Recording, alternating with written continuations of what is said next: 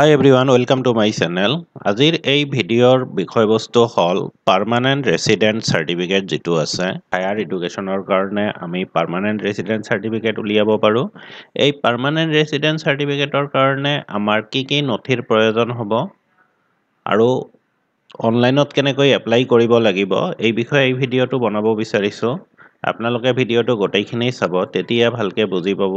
এটা permanent resident certificate উলিয়াবলৈ হ'লে আমাৰ কি দৰকাৰী কাগজৰ প্ৰয়োজন, যাতে আমি খুব সহজেই পাৰ্মানেণ্ট ৰেচিডেণ্ট চাৰ্টিফিকেটটো উলিয়াব পাৰোঁ। পাৰ্মানেণ্ট ৰেচিডেণ্ট চাৰ্টিফিকেটৰ যিকেইটি ছাপৰ্টিং ডকুমেণ্ট, মানে কি ডকুমেণ্ট আমাক আপলোড কৰিব লাগিব, যাৰ ফলত অতি সহজেই আমি কোনো অফিচত নোযোৱাকৈয়ে পাৰ্মানেণ্ট ৰেচিডেণ্ট চাৰ্টিফিকেটটো পাব পাৰোঁ।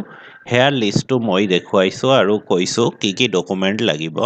Upload hard copy of user form. এটা এপ্লিকেশ্যন ফৰ্ম আছে, এনেকুৱা ধৰণৰ এটা ফৰ্ম আপোনালোকে ফিল আপ কৰিব লাগিব। Application form for permanent resident certificate for higher education. এই ফৰ্মটো আপোনালোকক ফিল আপ কৰিব লাগিব। ফিল আপ কৰি আপোনালোকে আপলোড কৰিব লাগিব। আগৰ দিনত আমি যেনেকৈ পাৰ্মানেণ্ট ৰেচিডেণ্ট চাৰ্টিফিকেট উলিয়াবলৈ হ'লে অফলাইনত ফৰ্ম ফিল আপ কৰিছিলোঁ আৰু পাৰ্মানেণ্ট চাৰ্টিফিকেট উলিয়াইছিলোঁ, তেতিয়া এই ফৰ্মটোত কোৰ্ট ফি লগাই দিব লাগিছিল। আজিকালি সেইটো কম্পালচাৰী নহয়, কোনো কোৰ্ট ফি নোহোৱাকৈও আমি এই ফৰ্মটো ফিল আপ কৰি আপলোড কৰি আমি পাৰ্মানেণ্ট ৰেচিডেণ্ট চাৰ্টিফিকেট উলিয়াব। বহুতে হয়তো অফিচত গৈ খবৰ ল'লে, যিবিলাক অফিচত ভেণ্ডৰ আছে সিহঁতে বিক্ৰী কৰাৰ কাৰণে সেইবিলাকত কোৰ্ট ফি লগাই দিব, ফিল আপ কৰি দিব, কিবা পইচা এটা ল'ব। আপোনালোকে নিজে ফিল আপ কৰিব পাৰিব। ফৰ্মটো কেনেকৈ ফিল আপ কৰিব লাগিব মই ডিটেইলছ জনাম নেক্সট ভিডিঅ' এটাত। আজিৰ এই ভিডিঅ'ত জনাম কেৱল কি ডকুমেণ্টৰ প্ৰয়োজন। এই ফৰ্মটো আমাক ফিল আপ কৰিব লাগিব আৰু আপলোড কৰিব লাগিব এই ফৰ্মটো। তাৰপিছত লাগিব কেণ্ডিডেটজনৰ পাছপৰ্ট চাইজ ফটোগ্ৰাফ। যিজন এপ্লিকেণ্ট হয় তাৰ পাছপৰ্ট চাইজ ফটোগ্ৰাফ এটা লাগিব। তাৰপিছত records of immovable property if any with up to date land revenue paid receipt. যদি ইমুভেবল প্ৰপাৰ্টি কিবা আছে, নিজৰ নামত নাথাকিলেও ফাদাৰৰ নামত, গ্ৰাণ্ডফাদাৰৰ নামত থাকিলেও হ'ব। ইমুভেবল প্ৰপাৰ্টিৰ ৰেকৰ্ড আৰু up to date land revenue ৰিচিপ্টটো দিব লাগিব। খাজনা ৰচিদটো আপ টু ডেট দিব লাগিব, মানে লেটেষ্ট খাজনা ৰচিদ যিটো, সেই খাজনা ৰচিদটো দিব লাগিব। তাৰপিছত certified copy of voter list to check the linkage. Certified copy লাগিব ভোটাৰ লিষ্টৰ। সাধাৰণতে ভোটাৰ লিষ্টটো আপোনালোকে 20 years ago, আজি 2025 চলি আছে, 2025 চন চলি আছে, আপোনালোকে 97ৰ নৰ্মেলি 97ৰ ভোটাৰ লিষ্ট এটা উলিয়াই ল'ব। উলিয়াই লৈ সেইটো ইয়াতে আপলোড কৰিব। Copy of birth certificate issued by competent authority. Birth certificate দিব লাগিব, ডেট অফ বাৰ্থ প্ৰুফ কৰাৰ কাৰণে বাৰ্থ চাৰ্টিফিকেট দিব লাগিব। Copy of HSLC admit card, মেট্ৰিকৰ এডমিট কাৰ্ড বা মেট্ৰিকৰ চাৰ্টিফিকেট যিকোনো এটা দিলে হ'ব। ইয়াতে এটা কথা কৈ থওঁ, যিবিলাক ষ্টুডেণ্টে হয়তো মেট্ৰিক পাছ কৰা নাই, তাৰ আগতেই যেনেকুৱা নৱোদয় নাইবা সৈনিক স্কুল বা বেলেগ কিবা এডমিশ্যন ল'বলৈ হ'লে PRC দৰকাৰ হৈ যায়, সিহঁতে কি দিব? সিহঁতৰ HSLC চাৰ্টিফিকেট বা এডমিট কাৰ্ড যিহেতু নাথাকে, সিহঁতে স্কুলত পঢ়ি থকা, যিখন স্কুলত পঢ়ি আছে সেই স্কুলত পঢ়ি থকাৰ এটা প্ৰমাণ পত্ৰ স্কুলৰ পৰা ল'ব লাগিব। চাহে প্ৰাইভেট স্কুল হওক বা চৰকাৰী স্কুল হওক, এয়া কোনো কথা নাই। স্কুলৰ পৰা এটা ৰিটাৰ্ণ ল'ব লাগিব যে সি সেই ক্লাছত পঢ়ি আছে সিহঁতৰ স্কুলত। 7 নম্বৰ ডকুমেণ্টটো হৈছে documents related to parents and forefathers having continuously resided in Assam for a minimum period of 50 years or documents related to guardian having continuously resided in Assam for a minimum period of 20 years। পিতৃ মাতৃ অথবা পূৰ্বপুৰুষ, মা দেউতা নাইবা ফৰফাদাৰ, পূৰ্বপুৰুষ, গ্ৰাণ্ডফাদাৰ, great গ্ৰাণ্ডফাদাৰ, ইহঁত অসমত একেৰাহে মিনিমাম 50 years স্থায়ীভাৱে বসবাস কৰি থকাৰ নথি, চাই ভোটাৰ লিষ্ট দি হওক, certified copy of voter list দি হওক, নাইবা মাটিৰ কাগজ দি হওক, প্ৰুফ দিব লাগিব, নাইবা অভিভাৱকৰ ন্যূনতম 20 বছৰ স্থায়ীভাৱে একেৰাহে বসবাস কৰাৰ নথি থাকিব লাগিব।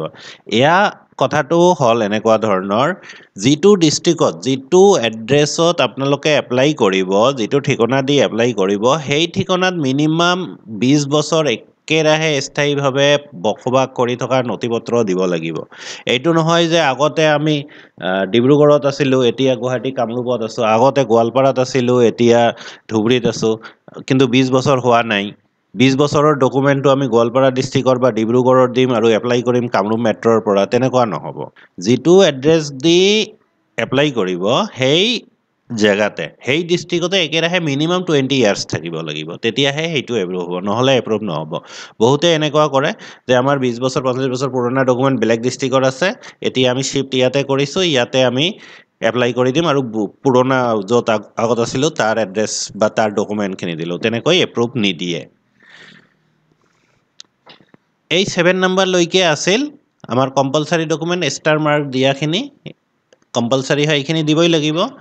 লগতে এইখিনি দিলে ভাল, copy of Indian passport or certified copy of the NRC 1951। 1951ৰ NRC যিটো আছে সেয়া নাইবা পাছপৰ্ট, ইণ্ডিয়ান পাছপৰ্ট যদি বনাইছে এই পাছপৰ্ট কপি দিলে হৈ যায়। এয়া কিয় দিব লাগে? NRC বা ইণ্ডিয়ান পাছপৰ্ট কপি এইখিনি দিলে আমাৰ যিটো পুলিচ ভেৰিফিকেশ্যন হয়, আজিকালি যিটো থানাত আহে পুলিচ ভেৰিফিকেশ্যনৰ কাৰণে, সেই পুলিচ ভেৰিফিকেশ্যনটো ইজি হৈ যায়, কাৰণ ইণ্ডিয়ান পাছপৰ্ট বনাওঁতে অলৰেডি এবাৰ থানাত ভেৰিফিকেশ্যন হৈ যায়, গতিকে এই পাছপৰ্ট থাকিলে আমাৰ পুলিচ ভেৰিফিকেশ্যনটো সহজ হৈ যায়।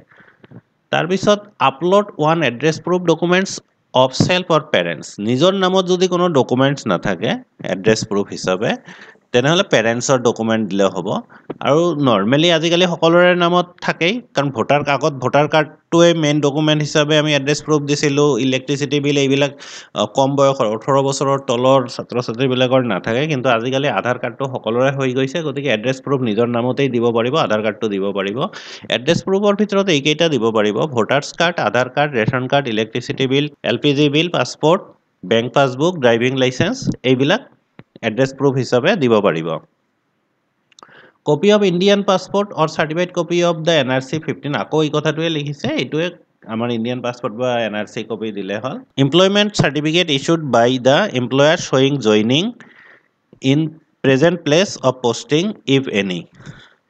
এইখিনি হ'ল আমাৰ মেইন ডকুমেণ্ট। এই ডকুমেণ্টখিনি দি যদি আমি আপলোড কৰিব পাৰোঁ, আমাক থানাৰ পৰা মাতিব ভেৰিফিকেশ্যনৰ কাৰণে, আমি থানাত গৈ আমাৰ এড্ৰেছ প্ৰুফখিনি দি দিম। দিয়াৰ পিছত থানাৰ পৰা ভেৰিফিকেশ্যন হ'ব, থানাৰ পৰা আকৌ চাৰ্কেল অফিচলৈ যাব, চাৰ্কেল অফিচৰ যিকোনো ফৰ্মেলিটি আছে, ফৰ্মেলিটিৰ পৰা আমাৰ যিটো ইছ্যুইং অথৰিটি আছে, অথৰিটিৰ ওচৰলৈ যাব আৰু আমাৰ পাছপৰ্টটো ইছ্যু হৈ যাব। আৰু আমি য'ৰ পৰা এপ্লাই কৰিছোঁ, যিটো ID পাছৱাৰ্ড ইউজ কৰি এপ্লাই কৰিছোঁ, সেই ID পাছৱাৰ্ড ইউজ কৰি আমি ডাউনলোড কৰি ল'ব পাৰিম। এই আছিল আমাৰ PRCৰ কাৰণে প্ৰয়োজনীয় বা দৰকাৰী ডকুমেণ্টছখিনি। এইখিনি ডকুমেণ্ট হ'লেই আমাৰ PRC হৈ যাব। এনেকৈয়ে এপ্লাই কৰি আমি আমাৰ PRCটো উলিয়াই ল'ব পাৰিম বা আমাৰ ল'ৰা ছোৱালীৰ PRCটো উলিয়াই ল'ব পাৰিম, আৰু আমাৰ যিটো কামৰ কাৰণে প্ৰয়োজন তাত আমি কামত লগাব পাৰিম। আশা কৰোঁ এই ভিডিঅ'টোৰ দ্বাৰা সকলোৱে উপকৃত হ'ব। যদি ভিডিঅ'টো ভাল লাগে নিশ্চয় লাইক কৰিব, আৰু চেনেলটো যদি ছাবস্ক্ৰাইব কৰা নাই ছাবস্ক্ৰাইব কৰিব, আৰু ফ্ৰেণ্ডছবিলাকৰ লগত শ্বেয়াৰ কৰিব।